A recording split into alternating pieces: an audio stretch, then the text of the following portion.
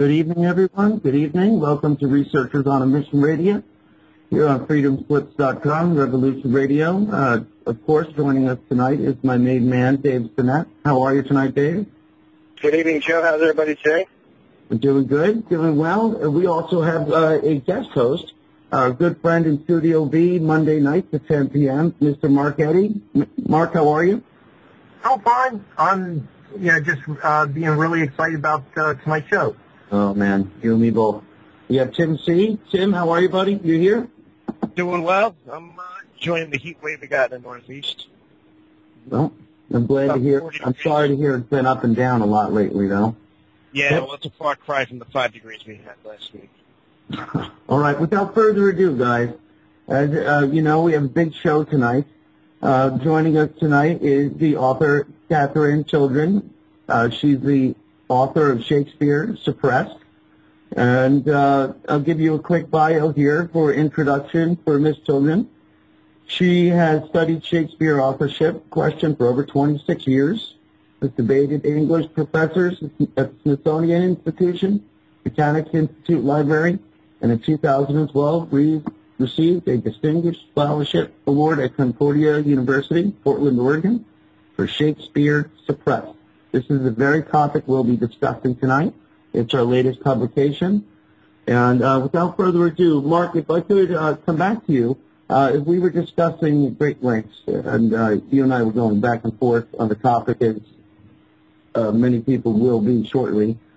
Mark, can you tell us a little bit in regards to Shakespeare and what we're knowing of Shakespeare, and a quick intro? Okay.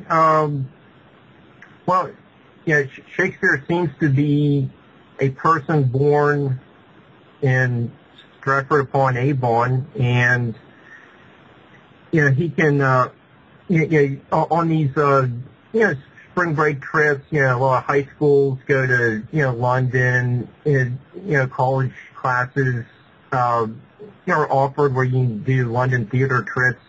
And a lot of these trips, go out to Stratford for the day, and you can see what's considered to be the birthplace, Shakespeare's wife's home, the grammar school. Catherine, when they go, these tours go out to these Shakespeare properties, are they seeing the places associated with William Shakespeare that we all have come to learn about in high school? No. The great author really had nothing to do with Stratford upon Avon. The man born in Stratford on Avon was a real person, and that probably was his house where he was born. Possibly, we don't know 100%. It was the schoolhouse that he possibly was educated in. But everything associated with the man born in Stratford on Avon is possibilities. But there's no evidence that the Stratford man was a great author. No evidence during his lifetime. It is a lie that has become a fact after 400 years. So when people go to the house on Henley Street, there's no artifacts in there that says that this was the cradle Shakespeare, the little Shakespeare was rocked in. Well, when I went there about 20 years ago, they had like little cards saying, well, we think that this cradle was the type of cradle that Shakespeare would have been rocked in, and we think that this was a chair that may have been in his house. Everything is we think. It's a possibility. There's no real facts. Even the house itself, the birthplace, we're not 100% sure it's his, because when P.T. Barnum wanted to buy the birthplace, there were 3 houses, I believe, all claiming to be the birthplace. So it's nothing certain for sure in Stratford-on-Avon. Well, one would have to ask the obvious question: what facts would we have to present that the man from Stratford was not the penman, was not the author of these sonnets and plays and bill rights? Well, we have no facts during the Stratford man's lifetime that he was a writer. We do have facts that he was involved in the theater, but nothing connects him to writing. Every indication shows that the name William Shakespeare was actually someone's pen name, because no one claimed to have known him during his lifetime. There are no letters that have survived in his handwriting. There's no manuscripts of the Shakespeare plays, and we're talking about 40 plays or so. And when he died, there was no notice of his death when the Stratford man died in 1616. So, and also we have to keep in mind, too, that the Stratford man never claimed that he was a writer or the great author, and his surviving daughters never made that claim, and his granddaughter never made that claim. It's all a myth that really took off after he died. May I interject? This is Dave. Yes, Dave, please, by all means. I was wondering, Catherine, can you address the points, because this is kind of a red flag for me that, I mean, his folks, the man on Stratford, his folks were illiterate. His two daughters were illiterate. He wasn't a particularly schooled individual. Now, when I see stuff like that and know of his writings, you would figure that his progeny would be literate. And if the man from Stratford was indeed this great writer, I would expect his children, his two daughters in particular, to be able to read and write. Excellent point, Dave. Of course, that's a great point. And beyond the illiteracy, I mean, there's just no one during his lifetime claimed he was the writer. It was all claimed after he died. And the lie started in 1623 in a book called the First Folio, the first collection of Shakespeare's plays. And in the introductory pages, we have one reference to Avon, and we have another reference to Stratford Monument, and these are poems to Shakespeare. And posterity has put those two place names together and declared Stratford upon Avon. That is the birthplace of the great author. And we've never looked back, at least academics have not. It also helps that there is a monument to Shakespeare in the church, but there's a lot of funny business around that monument. What's the funny business? Well, it appears that it was changed. It is not the original monument. If we look at documentary evidence, there was an engraving made of the monument. It was published in 1656, but it was based on a drawing, much earlier drawing, that shows not a man holding a pen and paper like today's monument shows, but it was a man holding a sack of some sort. And it's very interesting. Another discrepancy is if you look at the face of the original monument today has a man with an upturned mustache and a little goatee, but in the original engraving, which is both are in my book side by side, the original engraving has a man with a drooping mustache and more of a full beard. So there's many differences between the two, and there's even some evidence that I come across that it was changed. Wasn't he also a grain hoarder? I'm sorry, Dave. Go ahead. Can you say that again, please? He's also known as a grain hoarder. That's where the original statue actually had him holding a sack, because he was somebody who dealt in grains, you know, at a time when, you know, grains. Yes.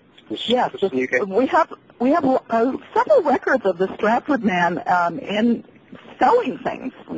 Some of it was grain, and some of it was rock. But the Stratford man's father was actually a dealer in wool, and it's also believed that he was a glover, that he made gloves from, I guess, sheepskin.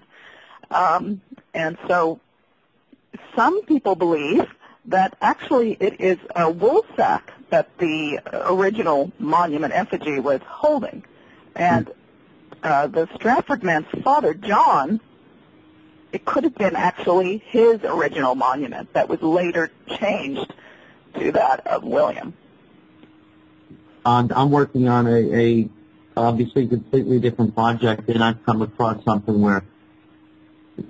that is so profound that it seems like history just completely changed it, and it's completely forgotten about, and it was just in the last few hundred years, and it really blew my mind on how it was just really no record at all. It was just like something was just completely changed, and a whole other story was told. And how could they pull off such a thing like this? Well, I think the monument was changed. I believe it was done in around 1650. I think it was changed because it may have been destroyed during the English Civil War. Okay. And when they repaired it, they wanted it to be a little bit more appropriate for tourists to recognize. Because when you actually look at the inscription, it only says it's a monument to Shakespeare, not William Shakespeare, and in the inscription. And so I think that they added things so it would be more obvious to tourists visiting the church. You think it was a grand production, per se? And yeah, and I think it's really Shakespeare was product. I don't think it had anything to do with the original hoax, but I think it was changed after that for tourist reasons. Of course. But the real question is, why was there a hoax to begin with? That's what I try to get to the bottom of in my books. Well, I was originally taught that Shakespeare was conducting the plays himself at the Globe Theater. So I was told something completely wrong. Well, we don't know exactly what the Stratford man was doing in London, but we know for sure that he owned theater shares in the Globe Theater, and also another theater called the Blackfriars Theater, and also he was a member of the King's Men Acting Company, so he definitely had theatrical interest and exposure. But actually writing, we don't know. We don't know. And that's why there is an authorship controversy. Now, if we had some education attached to the Stratford, we could prove that he went to school or university or had a scholarship or anything, then we could kind of put two and two together and say, yeah, it must have been the same man. But with so many absences, with no one recognizing him during his lifetime, that's what raises a red flag. Katherine, can I ask a question? This is Tim. Yes. I've heard that I guess Shakespeare he taught himself how to read and write. I mean, I don't know if that's speculation or if that's just a legend, but is that even possible? Like that time frame during the 15th century, was that even something that happened? Were there people that could actually pick up this and that and teach themselves how to read and write, let alone Shakespearean play?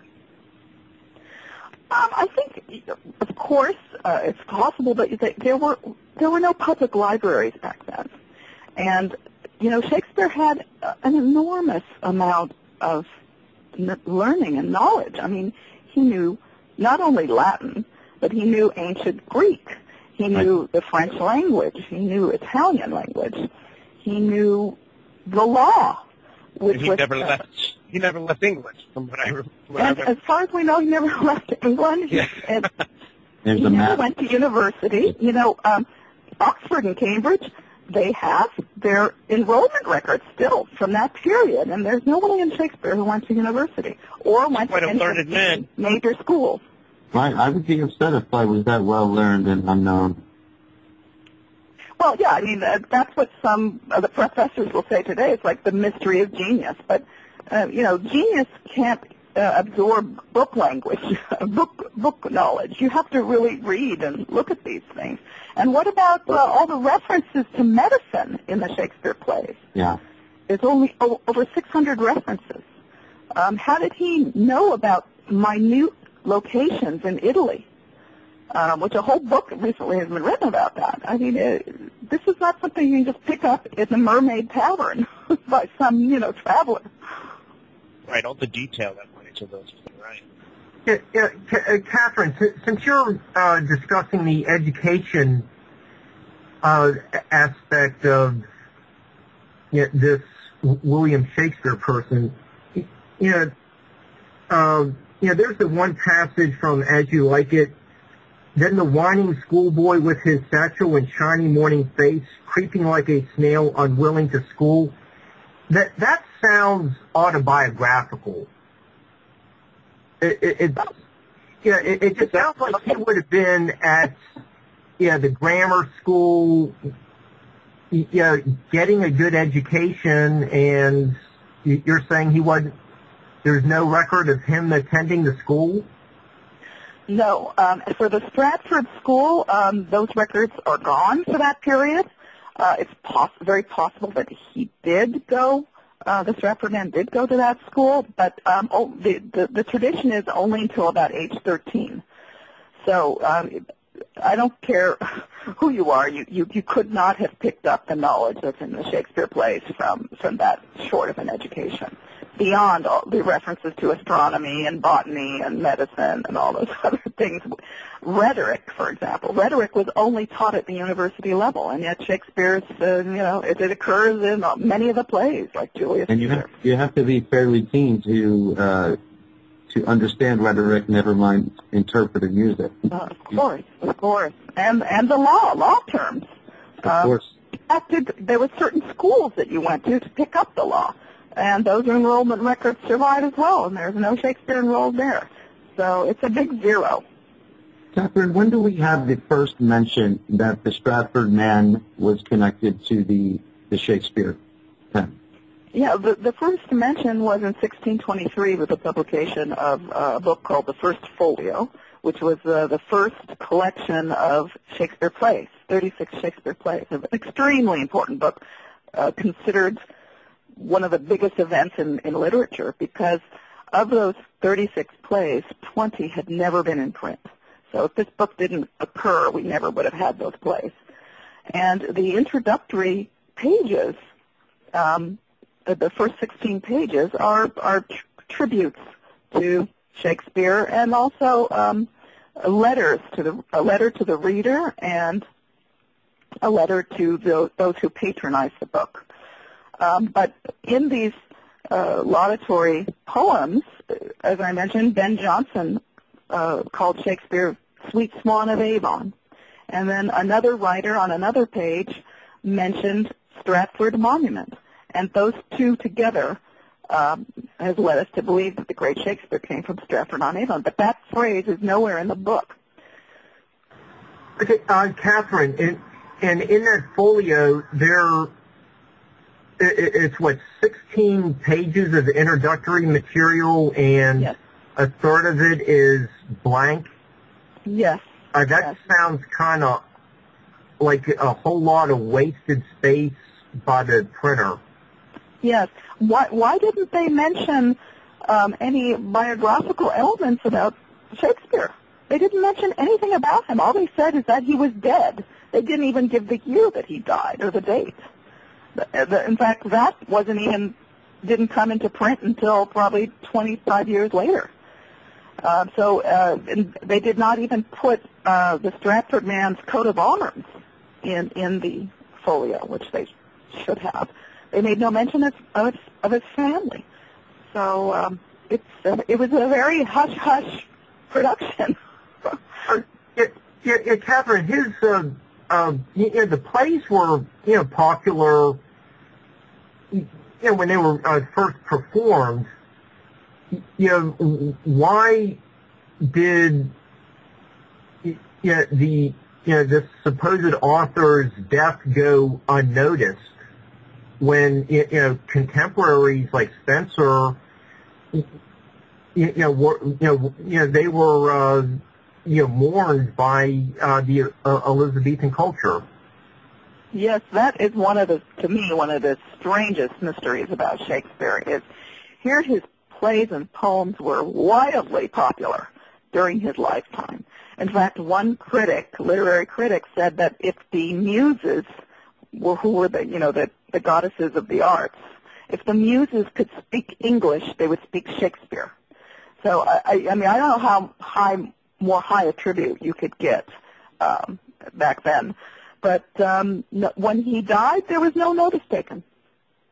Yeah, that's a sticking point for me, because the contemporaries of his times that were writing, when they had funerals and they passed away, it was usually a pretty big affair, and evidently there was no record of Shakespeare having any kind of big ceremony and big send-off. Exactly. That, to me, it's a great mystery. There's many mysteries surrounding Shakespeare. But if you look in one of his sonnets, he seemed to believe that his name would not live. He was speaking to a young man in one of his sonnets, and he said, "Your name from hence immortal life shall have, although I once gone to all the world must die." So he seemed to be aware that after his death, people would not associate the works with him, which is a great curiosity. Yeah, and the what do you call it? The wood, the wood carving for the image of Shakespeare inside the folio does not have a very popular poet with a laurel wreath around it. You have that every time you see a image of Dante or Petrarch. Why is that missing? Exactly, and Ben Jonson too. Ben Jonson had an engraving of himself done, of his portrait with a laurel leaf around his head. That's another oddity of the image of Shakespeare in the first folio, the one that we're all very much acquainted with. He's not depicted as a poet or a writer. He's just depicted as a gentleman. And the face is also very strange. I mean, people over the centuries have thought, how did they come up with this ugly image? And even Ben Jonson himself, there's a poem that he wrote just opposite that page saying, "Reader, look not on his face, look on the book." So that's the more strangeness about the first folio, the opening pages. One other thing that stumped me when I was learning Shakespeare at the time was it was right at the time that they rediscovered the location of the Globe Theater, when they had found the foundation and it was in the rear loft. And I really found it amazing that first of all, that it was gone, it was so historic and everything attached to the Shakespeare character all in all, and the fact that the location was just lost. It was just incredible to me, the theater, where everything should have been based on the history, and I just found it so amazing that they just completely lost where the main stage would have been for all of this. It's just it seems more hidden than lost to me. Because it was of such historic value. The theater, right? I mean, that's what you mean? Yeah, Globe Theater. Right. Yeah. Well, it did burn down in, I believe, 1613. But it was rebuilt. But I guess. I think it was in 1989, where they had rediscovered it, digging up in a parking lot. Right, and they also discovered the rose and the curtain. Yeah. They're still doing a lot of archaeology right now. It's a very exciting time. Well, I don't know what they're going to really find. They don't find the manuscripts. Oh, well, that is the holy grail. Right. Finding Shakespeare play manuscripts. Wow. Yeah. I dream of that. There are no original manuscripts, correct? Correct. Not one page of Shakespeare play manuscript has survived, and yet we do have bits and pieces from other writers. Letters from other writers. Ben Jonson, there's a whole manuscript in his handwriting. But nothing of the great Shakespeare. Yeah, I think unfortunately for me, as far as the matter goes, is the fact that he had so little schooling, and the knowledge that he's putting out there is so vast that it's almost a slam dunk at that point again. Right. And I There's think no Shakespeare relics either. Yeah, No. it's just that the fact that there's no relics and no original playwrights or any documents at all. It's just a huge red flag. And I'm amazed that there's not more focus on these facts. Yeah, and it's scandalous how supposedly these Shakespeare experts and professors write biographies that are 95% speculation. It's very sad.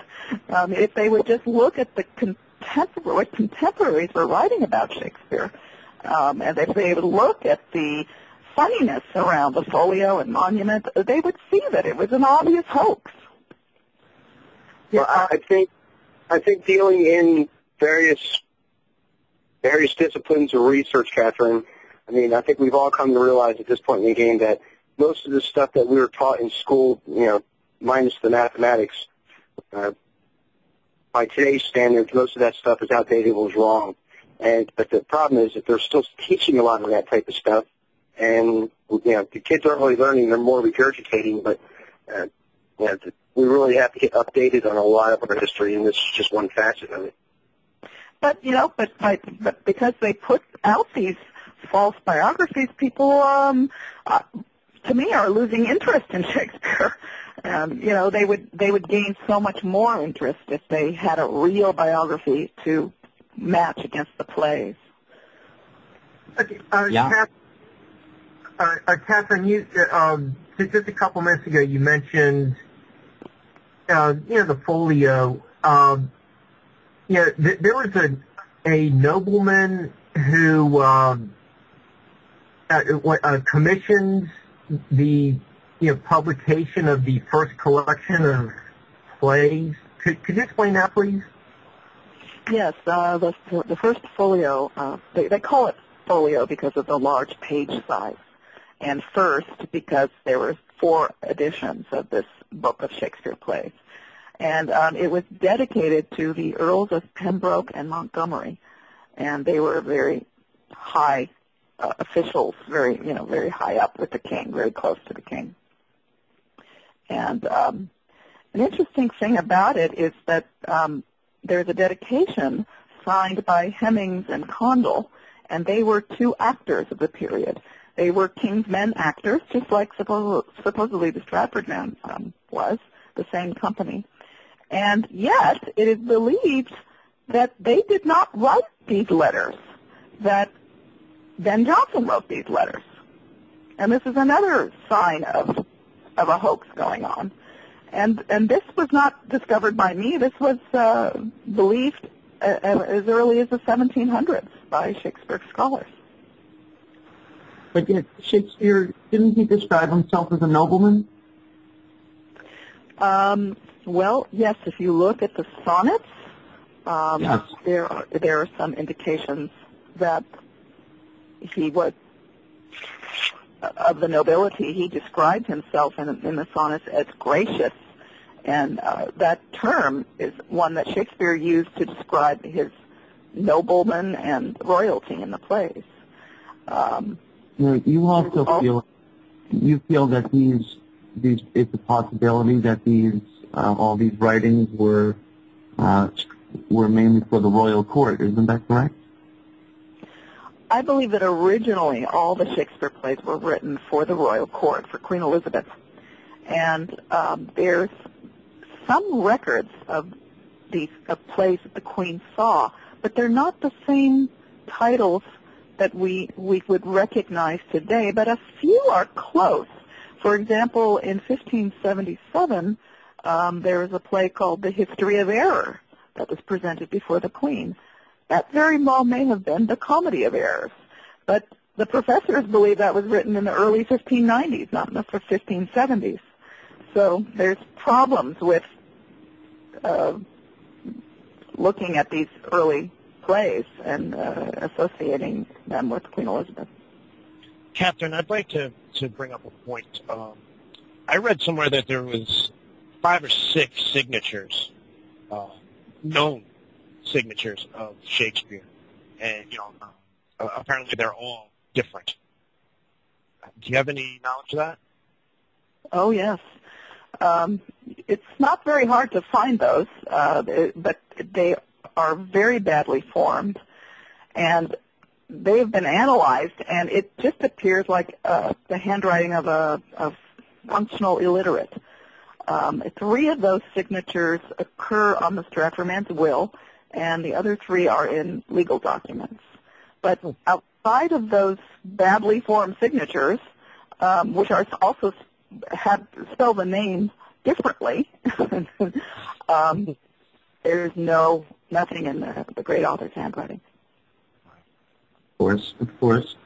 And when we suspect that these were possibly written decades earlier, what do you think the purpose was?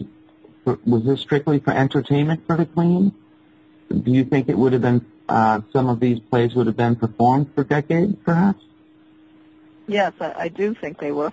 I think he started writing in the 1570s or even earlier, 1580s, and of course the professor will say, no, play started in 1590. But yes, I think originally it was for the Queen's entertainment. But I think that as his art developed, he just got more into writing great stories and great literature and great, beautiful, wonderful lines. And in the appendix to my book, I list several allusions to unusual word clusters in the plays or lines in the plays that were reflected in other writers' works decades before it was believed that the play was even written. So I think that is more evidence that these plays were earlier than the professors believe. Well, Mark. Yeah. Mark, do you have anything you'd like to add here? Yeah, I have all kinds of things I can add. I just think that the 6 known autographs by the world's greatest writer shows that he could barely write his name and spell it correctly six times in a row, or 3 times in a row on the same day.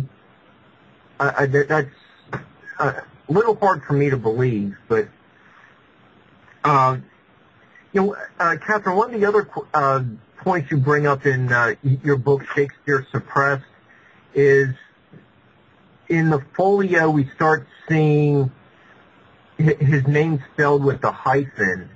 What does that connotate? Yes, that's a great point. It appears that is a made-up name, the hyphen between shake and spear shaking, which was a common expression back then, and I list several other writers. I give examples of other writers using that similar expression, a warlike expression, or actually a jousting. Spear shaker was a jouster. So the great author may have been a jouster or liked it. And if you take that idea that it was a made-up name, it makes sense when you have all these other zeros about the Stratford man or the great author, no one having met him, or no manuscripts, or being a big zero, being a famous writer with famous plays, but no famous personality. It all fits. Okay, so if the great author is writing the plays, does he have like a in-between guy who becomes the public face for the performances? Well, that's a controversy within the anti-Stratfordians, which is what I am. Some people believe that the Stratford man was a front man, and in fact, that's how it was depicted in the recent movie Anonymous. I personally do not believe that. I believe that this hoax started several years after both the great author and the Stratford man had died. In fact, it seems to me that if you look at some of the plays, it appears that the great author inserted the Stratford man as a character, and in a way was warning him to don't be associated with my works. Don't try and pretend you're part of my works. I think that there may have been some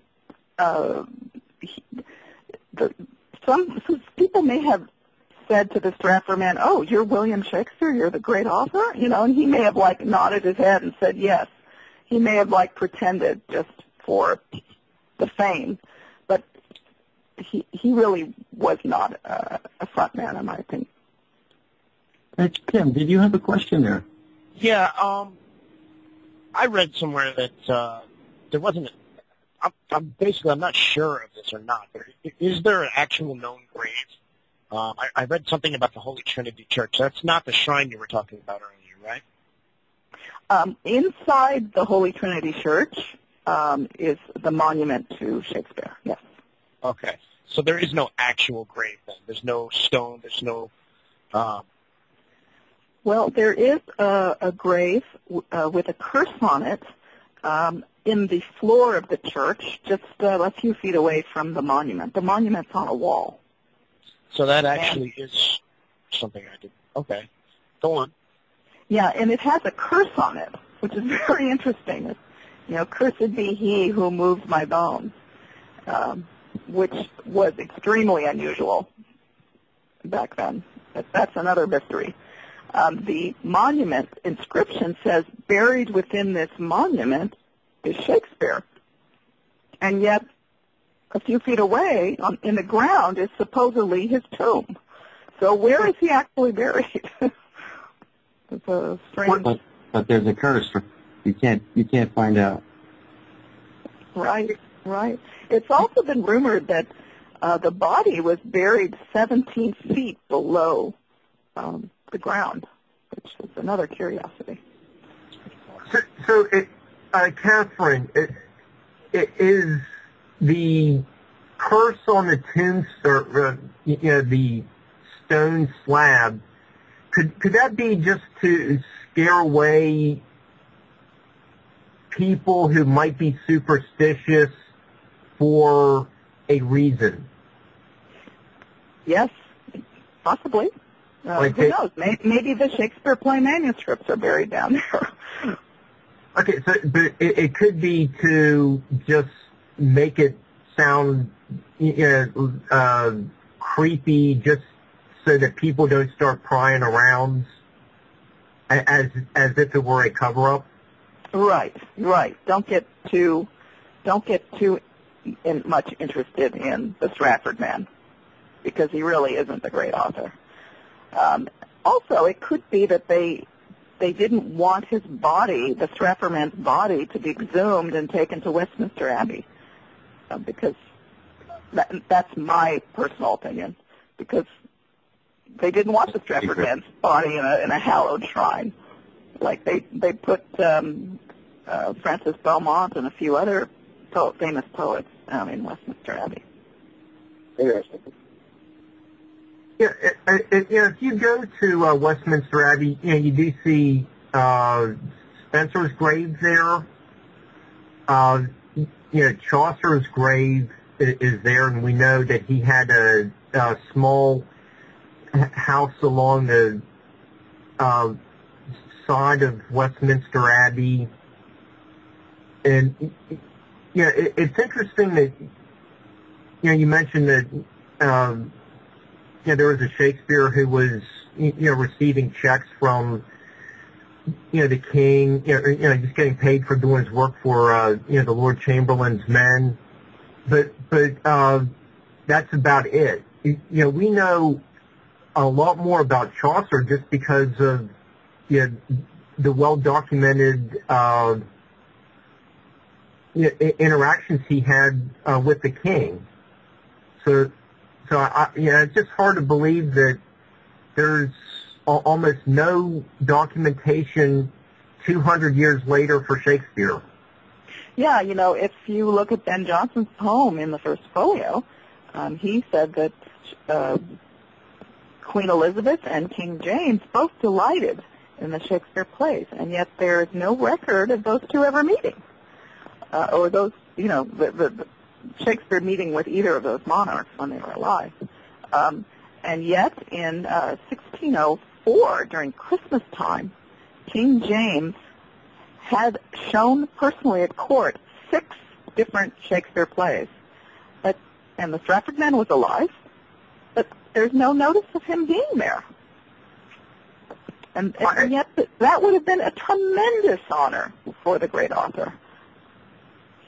Yeah, that just does sound very interesting. And I just brought up Chaucer because both were in the, what do you call it, like the royal service.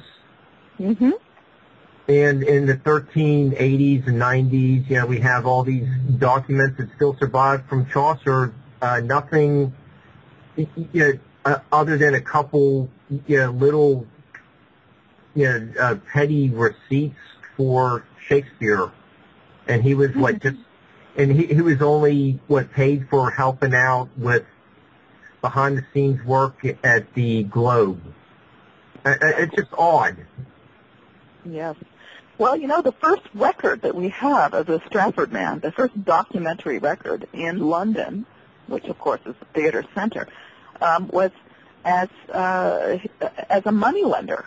In 1592, he lent money to a person named Clayton, and later he tried to recoup this loan.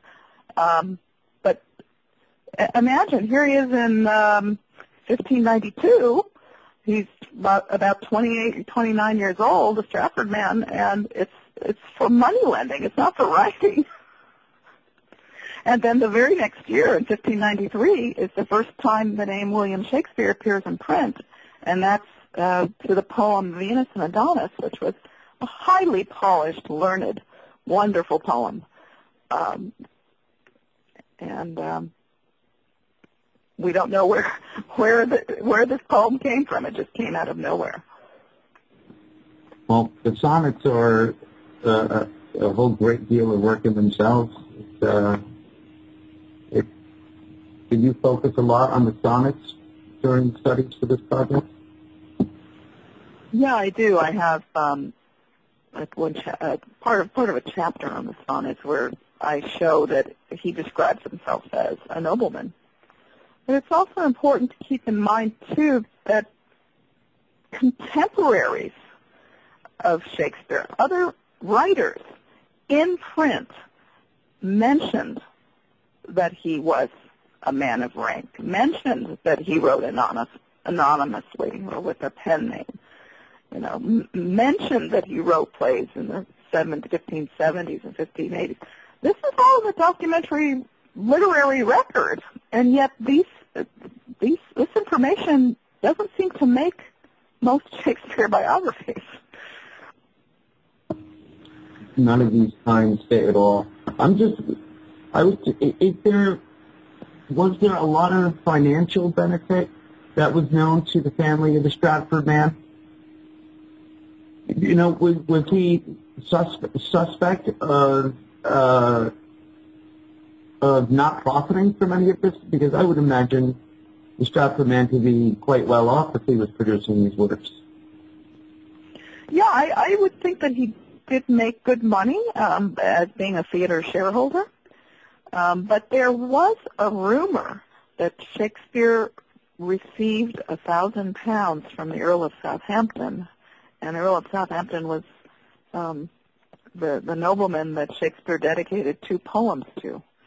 So it's a tradition, but we don't know if it's true or not. But it is true that when he had enough money pretty much early on that he was able to buy the biggest house in Stratford upon Avon called New Place. So he may have been given money to go away. Yeah. I would just imagine all of those details and records, and being how well records were kept at the time, that this man would have been acclaimed as a high artist, in regards that everything would be recorded virtually every day of their lives.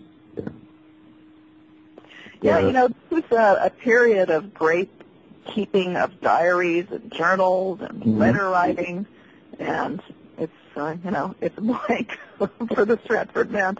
And also, there were literate people in his area that knew the Stratford man. People like William Camden, who was a historian. William Camden knew about the Stratford man family because he approved their coat of arms. But he never, in his books, made any association between Stratford-on-Avon and the great author. That's just one example. There's many others. Yeah, Dave, would you like to weigh in before we have to take a break? No, I was thinking that's great information. If the local historian knew who he was and doesn't record him as the author himself, again, there's more damning evidence to the con of the story. And unfortunately, it doesn't seem like it's adding up at this point in the game. No. Not much to add up with. Yeah, Katherine, now that you mentioned New Place, I have my souvenir coffee from New Place right here in front of me, and here's the opening sentence of from the guidebook. One of the indisputable facts about Shakespeare is that when he was approaching the peak of his fame and success as a playwright in London, he purchased the house in Stratford-upon-Avon known as New Place. Now, I find that very odd that the souvenir guidebook just immediately launches into one of the indisputable facts about Shakespeare. It's all. It seems like a property already associated with them is being very defensive. Yeah, I think there's a lot of that in the town because they're on such uncertain ground with the Stratford man and his claiming the Stratford man was a great author. Most people are unaware that Stratford-on-Avon was a very small town back then. It was not a great center of learning, and it was also known as one of the dirtiest towns in England. So, it wasn't this beautiful town that it is now. Well, Katherine, wasn't it said that one of the Earls of Oxford was known as the Sweet Swan of Avon? That he had a manor named Bilton Manor? Yes. Yes. It could apply. The Sweet Swan of Avon could apply to the Earl of Oxford for that reason. And many of Ben Jonson's lines are ambiguous in that way. So in my book, I give a chapter showing how it seems that Ben Jonson spoke out of two sides of his mouth. And sometimes he was saying the truth, and sometimes he was saying something that could be perceived elsewhere. And trying to figure that out was a hard thing for me to do, but I think I got it. Well, I think everybody kind of gave it. Ogburn put his book out. He pretty much got the same thing. I mean, a lot of people loved it, but I think on a lot of further inspection, they realized that some of the facts and information was kind of faulty. So everybody still kind of sat in the middle, not really knowing which way to go on it. Right. Well, I go into pretty good analysis of those pages and what's true and what's false. It's going to be a real shock for a lot of people listening at home to understand that such a prominent figure such as Shakespeare that we're forced to learn. And I say that because if they're giving us so much information that's untrue, and these courses are virtually mandatory in the public school systems here in the States, that I would much rather my children get the straight facts or just teach the old teachings he was studying, the Platonic teachings or the earlier teachings. It seems very odd that we're forced a lot of this false information. Dave, were you going to chime in there? Did I cut you off? So we're still teaching that Columbus, discovered America, and it seems like there's quite a few other people besides Columbus that got here first. So trying to rewrite history seems to be a bit of a hassle. Yeah, that's what seems to be the case. It seems like professors of history, professors of linguistics, professors of various languages, they all think there's a problem with Shakespeare, but the professors of English don't seem to think so. And in a way, they're holding this important information back. It's time to rectify that. Maybe in the second hour we could talk a little bit, see maybe how ingrained the Shakespeare is in the UK, and not wanting to relinquish that crown of excellence. Right. Be glad to. We should be getting to the break any minute now. Yeah, Katherine, we've been putting into the chat room your website. Do you want to tell everyone what it is, or do you want me to? Sure. It's shakespearesuppressed.com. And there's also a good organization called the Shakespeare Oxford Fellowship. They have a good website. The break's starting. We'll be back in just a few minutes. Hold on.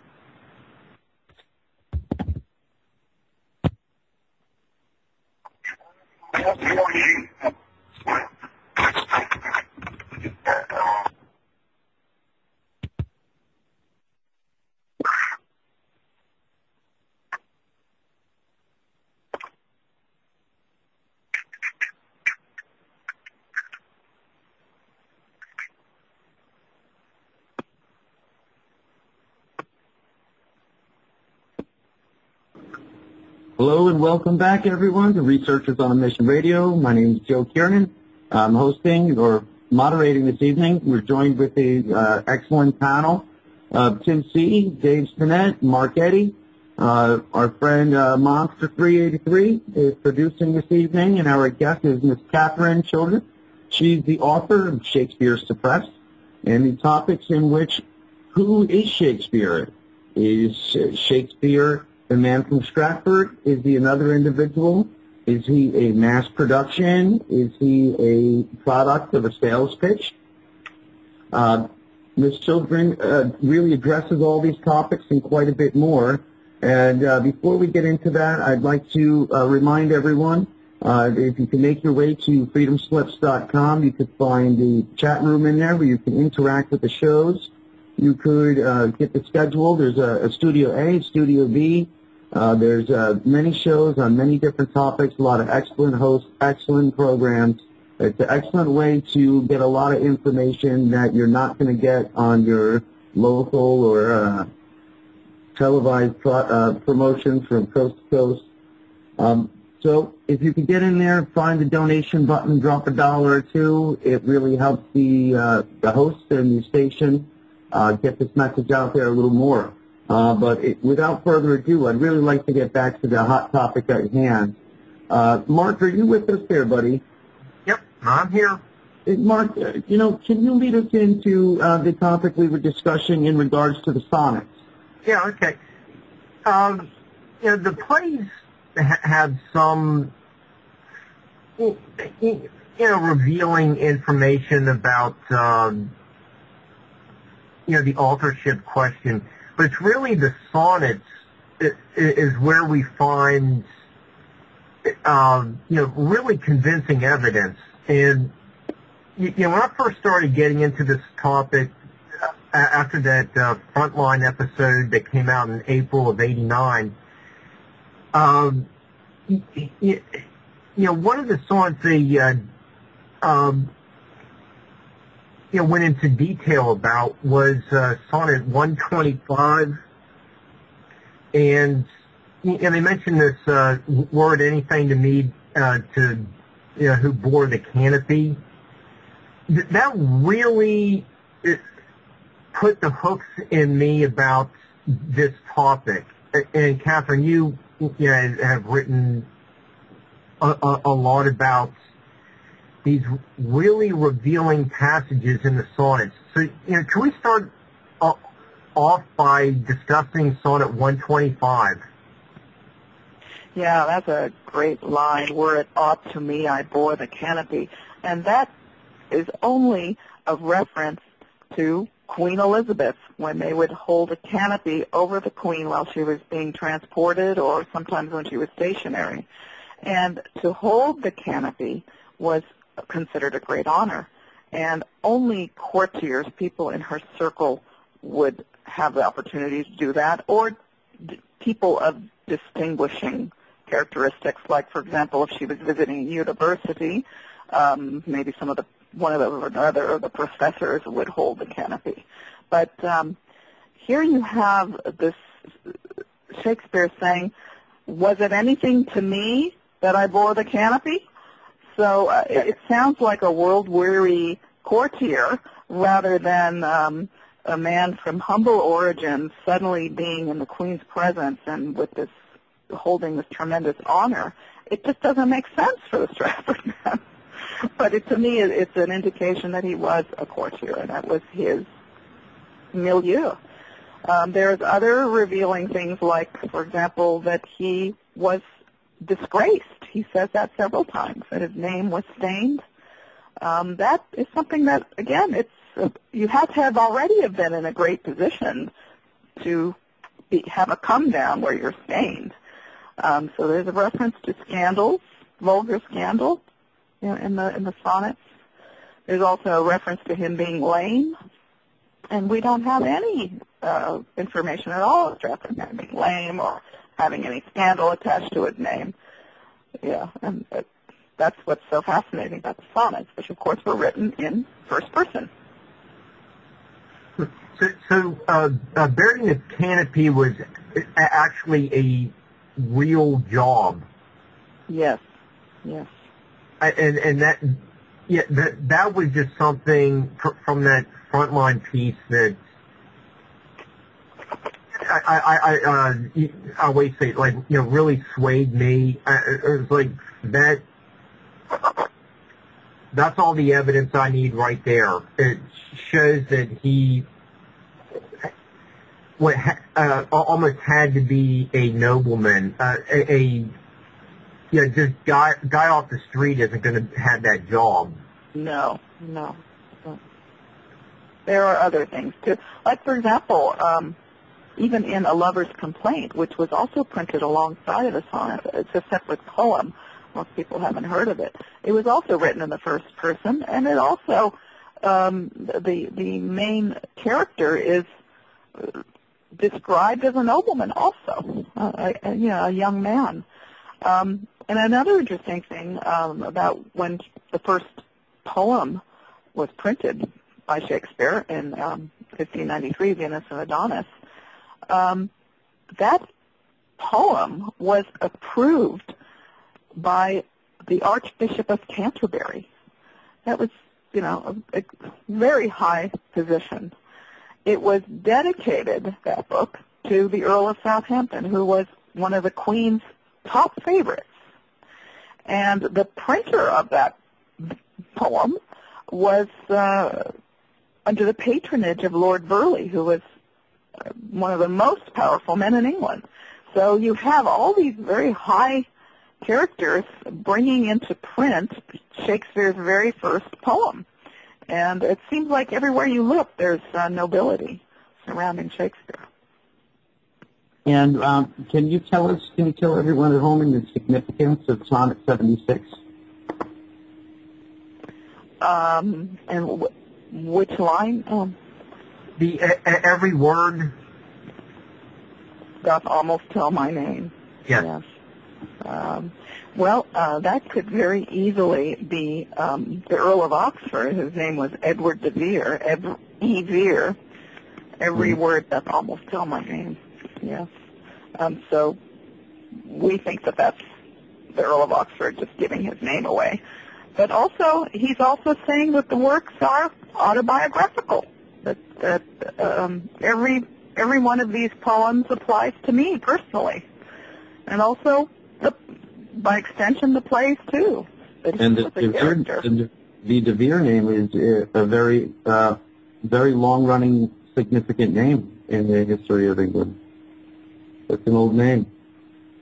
Yes, And that was one of the oldest families in England. Yeah. That's what I was wondering, how they established that this was all in first person. And you could make a case that it was indeed first person, but I was wondering if that was firmly established, whether they knew it was somebody who was traveling in various circles who was witnessing this and was actually making a secondhand account of what was going on around him. A true pen name? I don't quite understand your question. No, I was wondering how did a group of academics evidently established that all of this was first person. This was written by a person, and he was describing what was going on around him.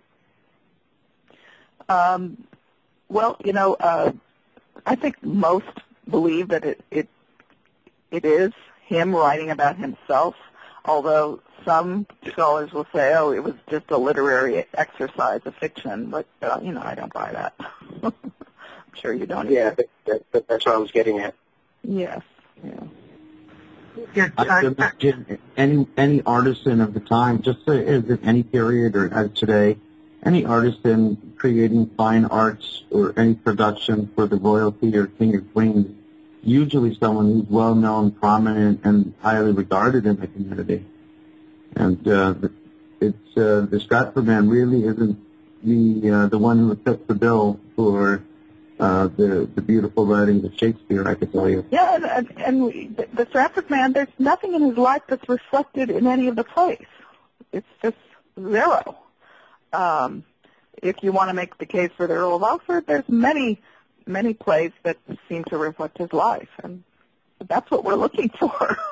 That's what everybody wants. They want to know Shakespeare. They want to know what his life was really like, but we don't have anything on him. Katherine, what's the speculation right now? Who are the top contenders for the Shakespeare title? Well, for almost 90 years, though, the number one claimant to Shakespeare is Edward de Vere, the 17th Earl of Oxford. And he's on the cover of my book. And I believe, of course, that he was a great author. Go ahead. I was just going to say that, the character Hamlet is considered the most autobiographical of all the Shakespeare characters. And if you look at a profile of Hamlet, it's also a profile of the Earl of Oxford. For example, he was a university student. He was a nobleman. He was a courtier. He was a traveler. He killed somebody. He patronized an acting company. When he was on a ship, he was a victim of pirates, and they stripped him down to nothing. And Hamlet loved the daughter of the king's minister, and Hamlet was a Dane. And if you take all of those characteristics, they apply to the Earl of Oxford.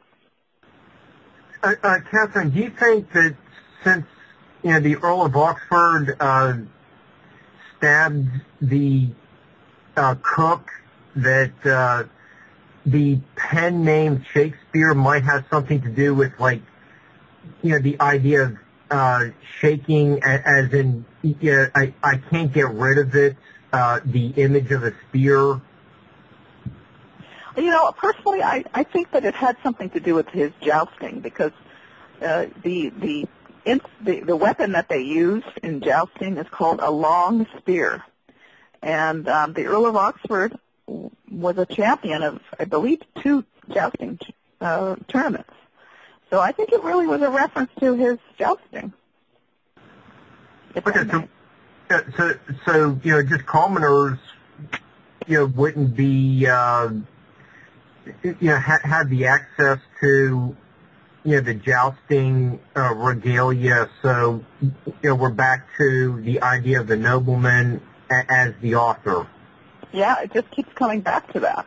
And also, you have to keep in mind that back then, the nobility were very social conscience, and they wouldn't do anything to disturb their name, their family name.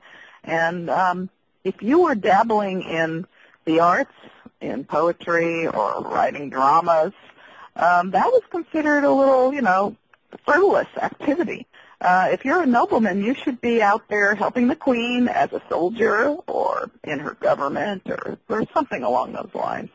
And if you partake in those activities of poetry, you're considered fantastical, actually, back then. So he would not, as a nobleman, want to let the world know that that's what he's doing. There was and also it was very déclassé to print anything if you were a nobleman, of a creative type of thing. So it totally makes sense that he would not put his real name on any of these works. Katherine, you just a couple minutes ago you mentioned Lord Burleigh. We need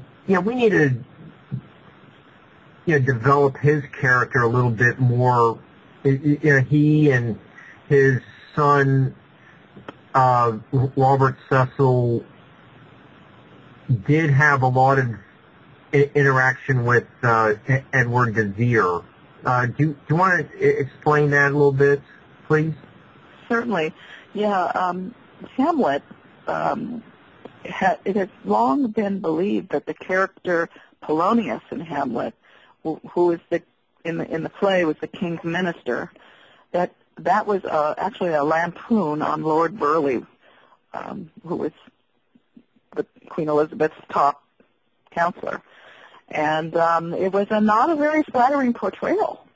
And yet, how is it possible, number one, that whoever Shakespeare was, how did he know about various characteristics of Lord Burleigh that was contained in this character?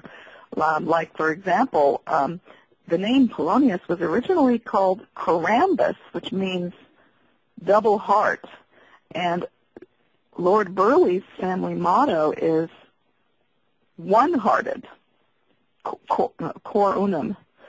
So how did the great author know about that? And also another famous scene is where Polonius is telling his son various advice of how to conduct himself while he's away and abroad.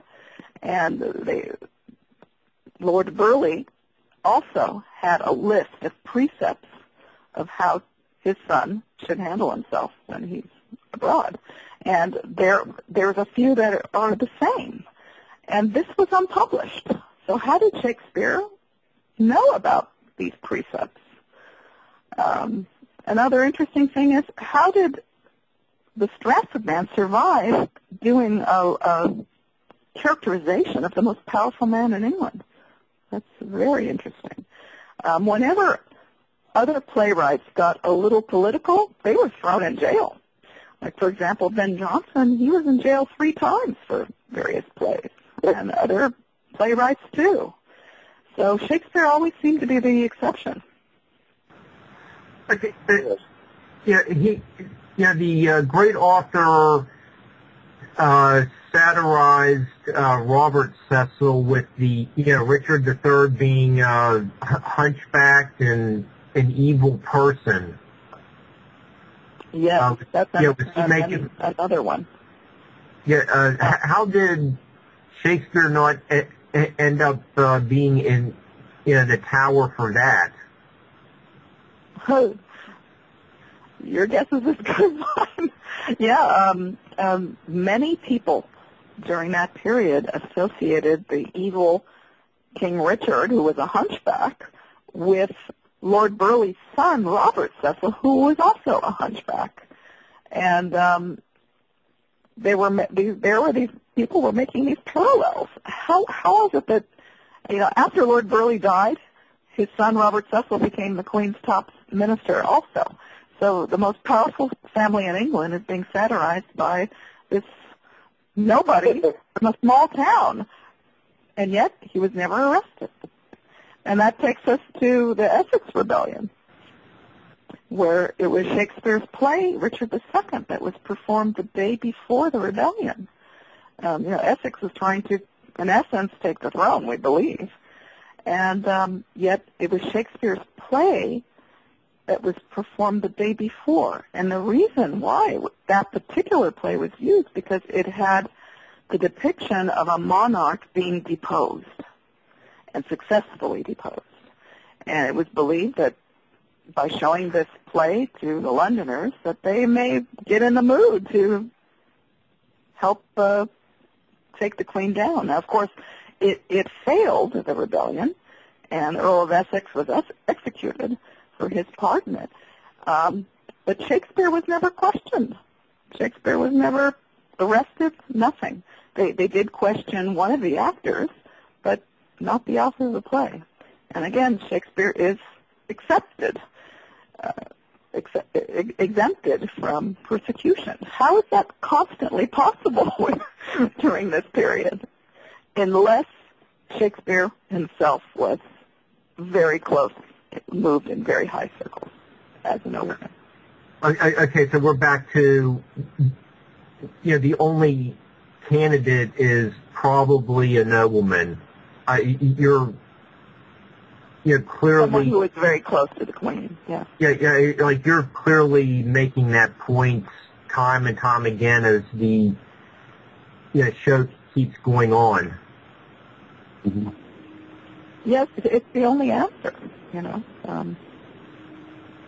there was even one other instance where Shakespeare contributed one poem, to a book called Love's Martyr, and that book was an allegory of Queen Elizabeth. She was portrayed as the Phoenix, and the story implies that the Queen had a child, which was really blasphemous. And none of the people involved in that publication, which included Ben Jonson and George Chapman and a few other people, nobody was persecuted. In my opinion, because Shakespeare was a powerful nobleman, he did not get in trouble. Nobody got in trouble. But otherwise, he should have been, this was the same year as the Essex Rebellion. How is it possible that he even survived that year if he were the Stratford man? It's just impossible. Okay, yeah, I mean, let's face it, at that level, I'm not sure who he was, but he'd have to have some pretty good weight behind him to get away with that type of stuff back then. Oh yeah, he's a master writer. As this children, she pointed out earlier, he was so well learned. His historic references are fantastic. I learned so many things about history just from his works, through Julius Caesar and Hamlet. These were a lot of things you learned about the day-to-day life in the old times. Besides just in history class, you really just learned about when the wars happened and when people took over here and there. So there's so much history that came out of these rites. Not to mention how well that they were all so written and portrayed, and they were fantastic pieces of art as far as I'm concerned. It's just one of the most prolific unknown artists of the world as far as I can see. Yes, prolific and unknown, yes. That sums up Shakespeare. Yeah. But we just need to get more historians involved to help uncover this mess, in my opinion. Yeah, I think we haven't talked a lot about the plays, but the paranoia about being a king and leadership that's in Macbeth. Just your normal person isn't going to know that, but a courtly insider like a nobleman, Edward de Vere, he probably would. So there, it sounds like you're presenting just so much evidence that we have to reevaluate this biography. Yeah, well, the plays, most of the protagonists and the heroes of the plays are, and the women too, they're of high nobility or of royalty. And Shakespeare was very much at home writing about this class. How did he get that information? How did he get that knowledge unless he really was among them? Shakespeare was very knowledgeable about falconry, which was the sports of the nobility, and tennis, and you can just go on and on the extent of his knowledge. Yeah, Katherine, in several scenes in Henry V, we're given these scenes that are written in French. It sounds like it would be contemporary with the way the French nobility would be speaking to one another. How does a guy from Stratford who never left England be an insider to know that the French customs and manners? Oh, he probably picked it up at the Mermaid Tavern. That's what. That's what people, some academics might tell you. Did De Vere go to France? Yes, Edward de Vere took a grand tour of Europe in 1575 and part of 1576. And he spent time in France and a goodly amount of time in Italy. And he went through Germany, and he met with Sturmius, who was a known intellectual back then. And we have records of his whole trip. And that's another thing. Many of the Shakespeare plays are set in Italy. And right, Venice, isn't that right? I'm sorry? It was Venice, wasn't it? Wasn't that the setting in Italy? Oh, yeah, he went to Venice. No. He had 2 plays set in Venice.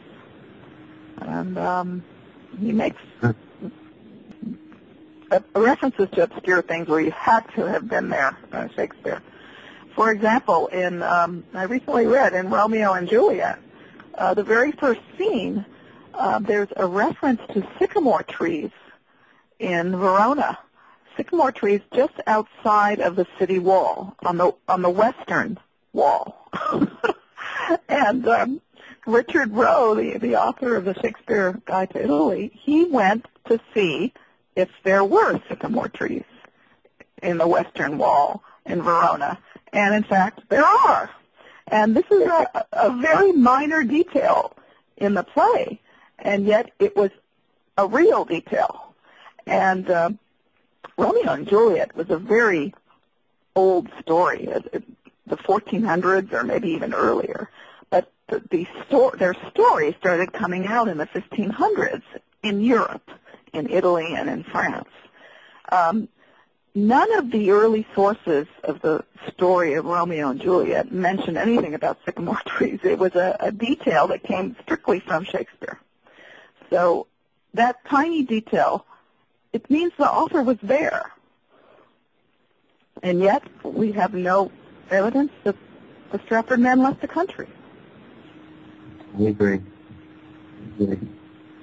Katherine, I read in another book about one of Titian's paintings that seems to have been recreated in Venus and Adonis.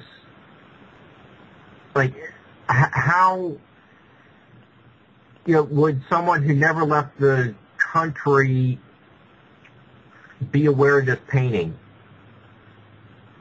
Exactly. Yeah, it's he describes Venus with a bonnet, like a hat on his head, and that is exactly straight from a Titian painting Venus and Adonis. There were a few other paintings that I can't detail for you, but that have been noted by scholars. I think that Also, scenario. a description of Hamlet could have been based on a famous painting of one of the I forget his name, one of the marquises of Italy. It's a famous painting. And also there, he refers to a famous Mantua, an artist in Mantua, and He does resemble a painting I know of. He looks a lot like Vasari.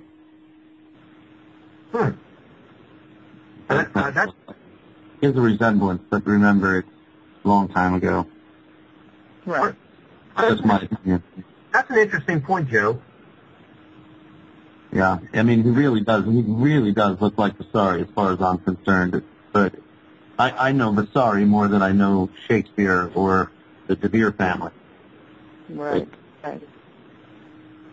So Joe, you made another great point. Is how does someone who never traveled to Italy have an intimate appreciation for a painting that he should have never seen? What we've been taught really doesn't seem like it's making sense. Well, Vasari in 1560 published the first book on the history of artists. So he took the best 300 artists from history up until his time and basically wrote the first biography on all of them.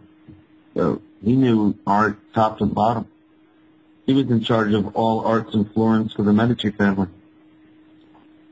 He's just a master puppeteer, if you will. Interesting times they were back then. Catherine, since we're, we've been talking about the nobility for, the second half of this show. If we can tie, the writer as a nobleman to, the first folio where the Herberts commissioned it, or so there's another connection to the nobility. Or is this Herbert family wanting to cover up for their friend? Well, it's interesting to note that the two gentlemen who patronized the first folio were related to the Earl of Oxford through marriage. The Earl of Oxford's daughter, Susan, married Philip Herbert. He was the Earl of Montgomery. And his other daughter, Bridget, was almost engaged to the other brother, William Herbert, the Earl of Pembroke. So there's another De Vere connection.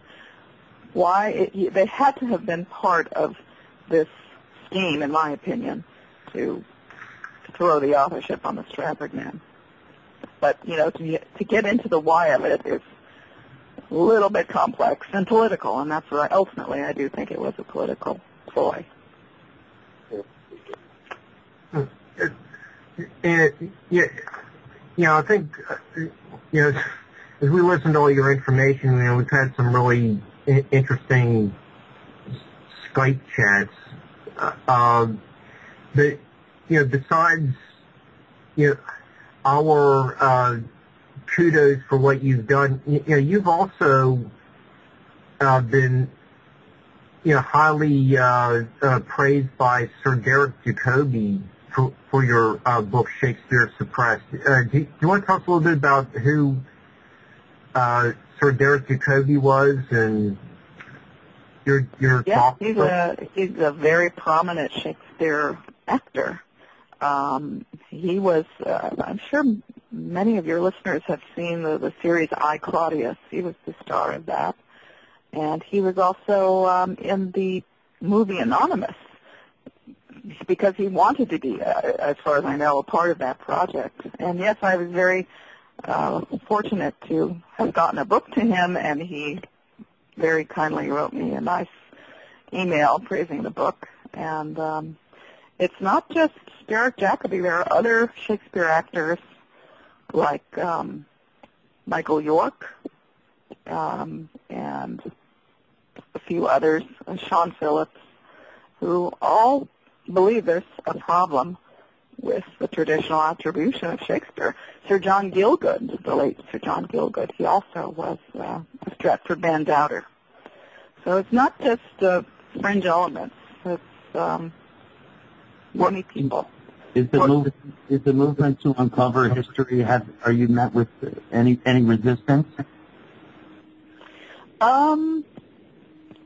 Just a little bit. For example, I was trying to put on a slideshow about this topic at a public library, and there happened to be a nearby Shakespeare theater, and I guess they got wind of it, and they tried to prevent me from speaking, which is interesting. Why a theater should have anything to do with a public library. Interesting. Now, Katherine, is the Shakespeare Authorship Coalition still together, and do you belong to them?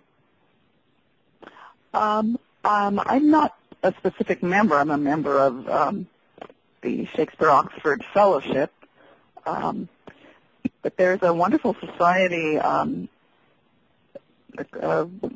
the Declaration of Reasonable Doubt. It's at doubtaboutwill.org, where people are encouraged to sign this declaration that there is reason to doubt the Stratford man was a great author, and that's it. There is reason to doubt it.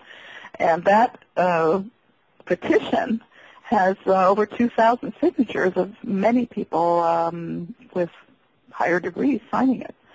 And that created a little bit of a backlash in the Shakespeare orthodoxy. And they came out with a book called Shakespeare Beyond Doubt.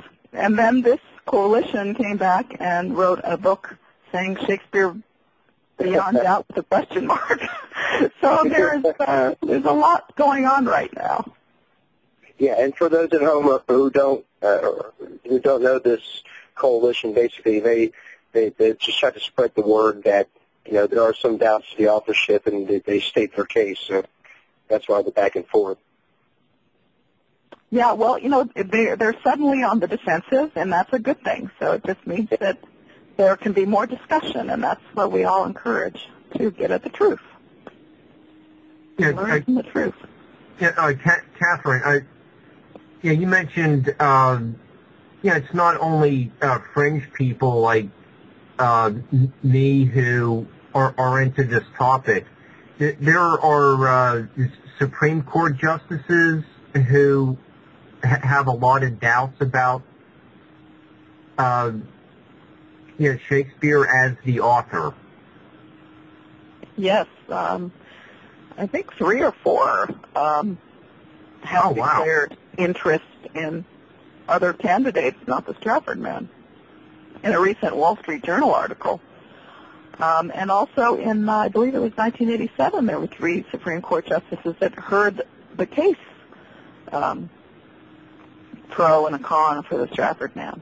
And so many important people are interested in this, and it's really only the English professors that are putting up some sort of resistance. But I think with time they're going to come around. And Mark Twain, who was in England on kind of a regular basis on his lecture tours, he was also probably the most influential American writer who had his doubts as well. Yes, he wrote a book about it in 1909. And what got him involved was Shakespeare's incredible knowledge of the law. And he just couldn't believe that the Stratford man could have acquired that knowledge. And he likened the story of the Stratford man being the great author as like a brontosaurus, just a few bones and 500 barrels of plaster of Paris, It's a great book. Yeah, just over the summer, I think it was, the grave of the real Shakespeare, or Richard III was found under a car park in England, and it did show that it had, he had scoliosis. Yes. So Shakespeare was right again. Was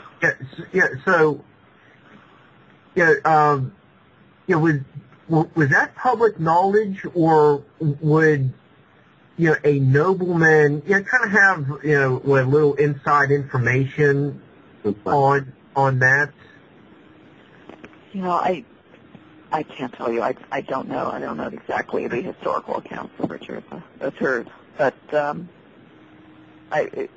the Richard III Society, I believe, did not believe it. I think they believed that it wasn't true that he was a hunchback, but I think that Shakespeare was right, ultimately. And that's another thing about Shakespeare. All the incredible knowledge that he displayed, he used various terms correctly, and he used this knowledge correctly. He didn't he didn't have superficial knowledge. He had in-depth knowledge of so many things. Yeah. I agree. There's so many things that just shows he was so well learned. It's just so many different things. I don't even think someone would have gotten this education at that time, where he was producing these works. Well, a fascinating piece of information is his vocabulary. Like 17,000 specific words. But Christopher Marlowe had 7,000 word vocabulary. So he was somebody very special, and how he was not a standout is really so shocking. But meanwhile, the Earl of Oxford, who was known as a playwright, known to have sponsored acting troupes, he had the most superlative education. At age 8, he went to Cambridge, and then he went on to Oxford University. He got a master's when he was 16 years old, and from there he went to law school. And then thereafter, he took a grand tour of Europe. So he's supremely qualified to have been the great Shakespeare. And when you ask an English professor, well, how does Shakespeare get his knowledge of the law? How did he get his knowledge of this? How did he get his knowledge of that? And they'll basically say either we don't know, or we believe that he was a schoolmaster. We believe that he was a law clerk. We believe that maybe he was in the army. And it's all speculation. But if you put all those subjects in a line of what Shakespeare knew, with the Earl of Oxford, you can find documentary evidence of how he acquired that knowledge. Yeah. How much pull did the Earl have with the king? I'm sorry? How much pull did the Earl have with the king? Throughout most of his life, it was Queen Elizabeth, and it was only he only survived Queen Elizabeth by 1 or 2 years. But the Queen gave the Earl of Oxford a £1,000 annuity, and many believed that annuity was used to produce the Shakespeare plays. And when the Queen died, King James continued the annuity. So he had pretty good pull at court. Yeah, that's kind of the angle I'm working on it, because someone of that time writing those type of plays and ridiculing some of those in high office, usually got hammered. So it would have to be somebody who had enough pull with the people in office not to get snatched. Even though I'm sure those around him that were wise knew there had to be somebody within certain circles. I mean, they had to be thinking the same stuff we're thinking.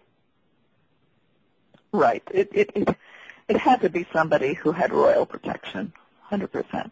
Otherwise, those plays would not have survived. Catherine, in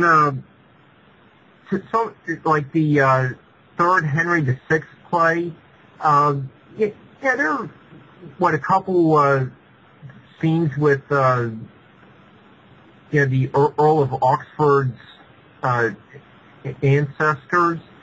Do any of those passages say, reveal anything about the 17th Earl?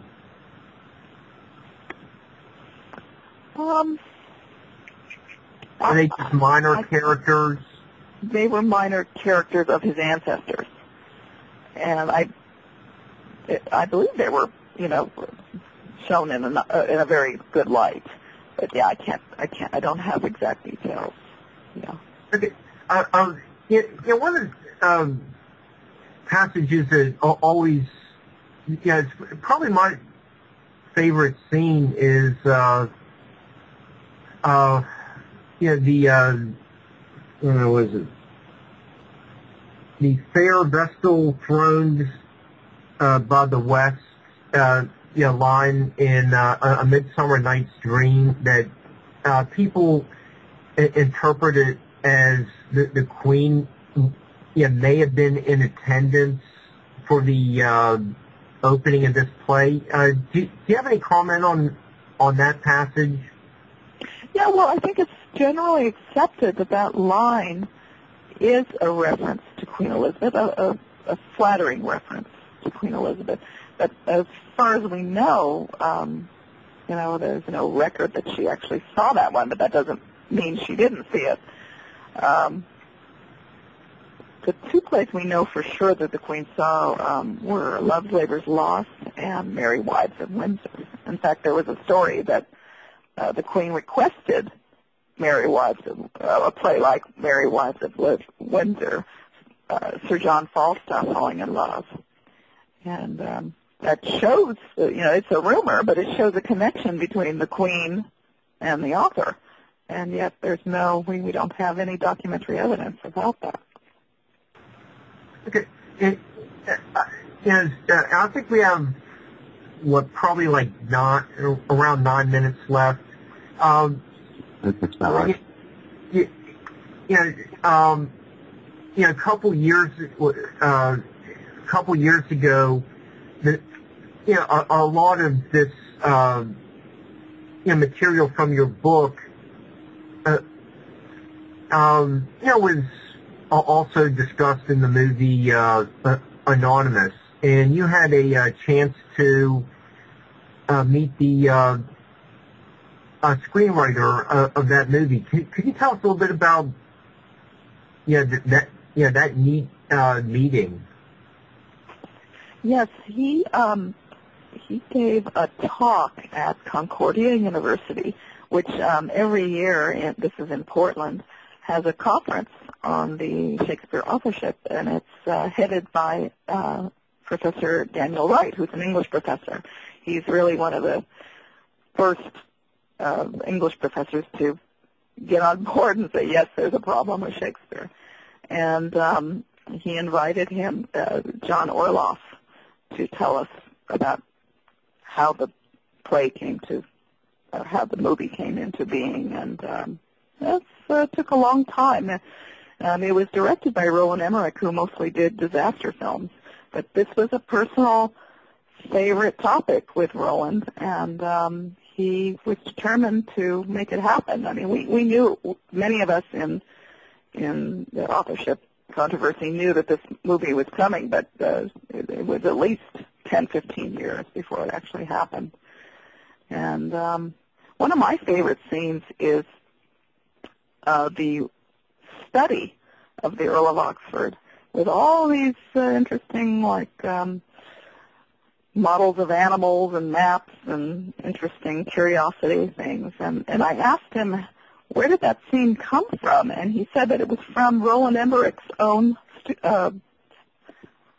study in his own house. Very interesting. Well, I hope that a lot of historians really get on board and start to, collectively start to put together a proper timeline and put a name to it. I'm still really baffled why someone, if it was in their own time, wouldn't want to be known for such beautiful works. And, well, I think he wanted to be known as the author, but there was some reason that was preventing it, and I think it was political. When he says, when I once gone to all the world must die, that was a very heart-wrenching statement. It doesn't sound like he was very happy. That was a line from one of the sonnets. So there is something important to be told here. The court jester, they kind of get away with saying what needs to be said without, getting pinched. Yeah. I think there's a whole lot of story that needs to be told, and it would really shock me if there were people that didn't want to uncover the truth. Scientists and historians alike. But there's a lot more to be said about this. I'm still really amazed that to this day, right now, no original documents or manuscripts of any kind have surfaced. I thought for sure there would be a shoebox full would appear somewhere by now, but well, we're all waiting for that day to come. Right. Well, the scholars have been looking at Stratford on Avon for all their answers, but when they start to turn their head in another direction, when we have hundreds of, maybe thousands of scholars looking for more information, we might find those missing manuscripts. That's what my great hope is, and you can only do it if you have the right man. So let's decide one. That the Stratford man was not the great author. Let's admit it, and then move on and decide who the real author was. I believe the Earl of Oxford, and it'll put scholarship on the right path. That's all we want. I agree. I think there's a better story to be told at the end of the day, too. The Stratford man, it's kind of a boring story now when I look at it in hindsight. It really wasn't that interesting before. Yeah, there's unfortunately nothing commendable about him. In fact, no, not at all. He was suing people constantly. Yeah, the way that it'll probably end up is it's very entrenched, where it's at right now. So, the town will probably have its monument, and it'll still be a tourist trap, but I think everybody, including, academia and Joe on the street, will pretty much know what the truth is before it's all over and done with. Well, the Stratford man definitely has a role. He had a role, and Stratford on Avon will always be of interest because of that. But it is not the real birthplace. Yeah. Katherine, you mentioned that the Earl of Oxford died just right after a couple of years after Queen Elizabeth. We have to re-evaluate the dating of the plays. Would you say so? Because Shakespeare person died in 1616, and the Earl of Oxford was dead in 1605? Yeah, 1604. Mm-hmm. Okay. Yeah, Oxford was probably writing when he was a young teenager, maybe as early as 11 or 12 or 13, probably up until the 1590s, and we don't know a lot about him after that point because he kind of retired from court. He may have been revising his plays. We don't know. But it's our hope one day that we will find his manuscripts and know what the real plays were. Right now we only have what I believe are pirated versions that have been improved upon over the centuries by editors. But I don't think we've ever really read the real Shakespeare plays because they were not coming from the original manuscript. So you do believe that they are edited to some degree? Scholars over the centuries have been editing them and filling in the blanks and correcting misprinted words and things like that. And then there's the dreadful interpretation. They were bootleg copies, the early editions, in my opinion. Yeah. And usually in Shakespeare, too, I always find they're the worst interpretations when they're trying to explain scenarios. It seems to just cover large gaps with terrible theories. Yeah, I mean, if you look at a chronology of the plays, there's a question mark after every date because they don't know when exactly they were written. And that's another reason why we need the full biography, because that will help us determine it. Right. Now, that was one of the early things that got me into this, raised my eyebrow. I read Hamlet, and then they gave a chronology of all the plays, and I thought to myself, they still don't know after 400 years when Hamlet was written? There's a question mark? How is that possible? Right. We know more about the daily lives of ancient Greece. I know when Plato wrote his books, I could put them in order. Huh. That's I'd like to get my money back from my college classes in Shakespeare and my Shakespeare birthplace. I just got a better understanding of Shakespeare just by reading your book